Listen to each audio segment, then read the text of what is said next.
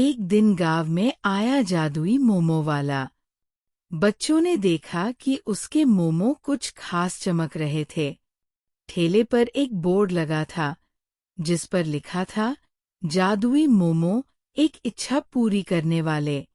बच्चों को ये पढ़कर बहुत उत्सुकता हुई। मोमो वाला मुस्कुराया और बोला, आओ बच्चों, ये मोमो खाओ और अपनी छोटी सी इच्छा पूरी करो। लेकिन याद रखना, इच्छाएं सोच समझकर मांगना। गांव का सबसे होशियार बच्चा अली सबसे पहले मोमो खरीदने आया। उसने सोचा और कहा, काश मेरे पास ढेर सारी किताबें होती। जैसे ही उसने पहला मोमो खाया, अचानक उसके पास किताबों का बड़ा ढेर आ गया। किताबों को देखकर अली की खुशी का ठिकाना नहीं रहा। वह चिल्लाया, ये तो सच में जादुई है। अब मैं बहुत सारी नई कहानियां पढ़ सकूंगा। अली को देखकर सारा ने भी अपनी इच्छा मांगने की सोची। उसने मोमो लिया और कहा, मुझे एक सुंदर गुड़िया चाहिए जो बात कर सके और मेरे साथ खेले। जैसे ही उसने मोमो खाया, उसके हाथ में एक प्यारी सी गुड़िया आ गई। गुड़िया ने मुस्कुराते हुए कहा, हेलो सारा, मैं तुम्हारी दोस्त हूँ। सारा खुशी से उछल पड़ी और बोली, ये गुड़िया तो बिल्कुल वैसी ही है जैसी मैं चाहती थी। अब अमन की बारी थी। उसने मोमो उठाया और कहा, काश मेरे पास सबसे बड़ा पतंग होता जो पूरे आसमान में उड़ सके। अमन ने मोमो खाया और अचानक उसके हाथ में एक बहुत बड़ा रंग बिरंगा पतंग आ गया। जैसे ही उसने पतंग उड़ाया, वो आसमान में सबसे ऊंचा उड़ने लगा। गांव के सभी बच्चे अमन के पतंग को देखकर हैरान थे और तालियां बजाने लगे। बच्चों ने देखा कि मोमो से सच में इच्छाएं पूरी हो रही हैं। अब हर बच्चा मोमो खाने के लिए लालायित था। कोई सोने का महल मांग रहा था, तो कोई जादुई घोड़ा।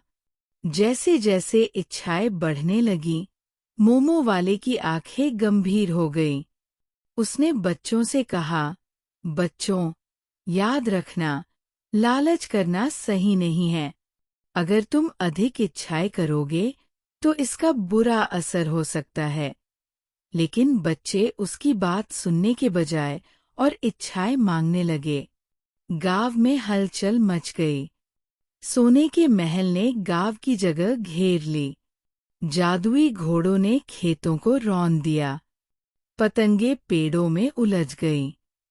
चारों तरफ अफरातफरी का माहौल बन गया। अब बच्चों को समझ में आया कि उन्होंने गलती कर दी है। वे डर गए और रोते हुए मोमो वाले के पास पहुंचे। उन्होंने कहा, हमसे गलती हो गई, कृपया हमारी मदद कीजिए। मोमो वाले ने गहरी सांस ली और बोला, जादू का दुरुपयोग नहीं करना चाहिए।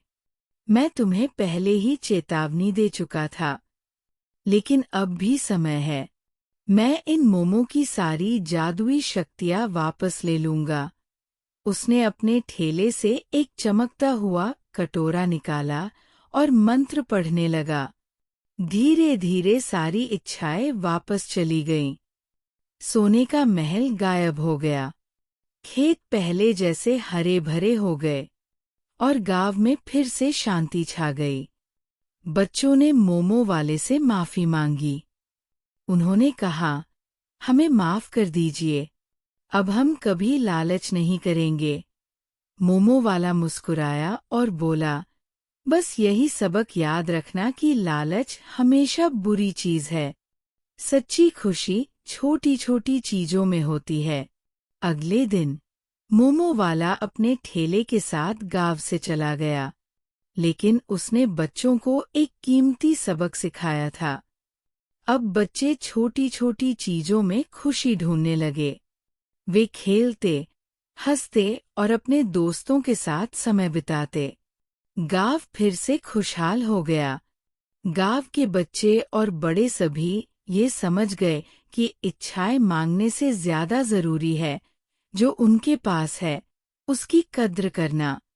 और इस तरह जादुई मोमो वाले की कहानी ने सबको सिखाया कि असली जादू खुशी और संतोष में है।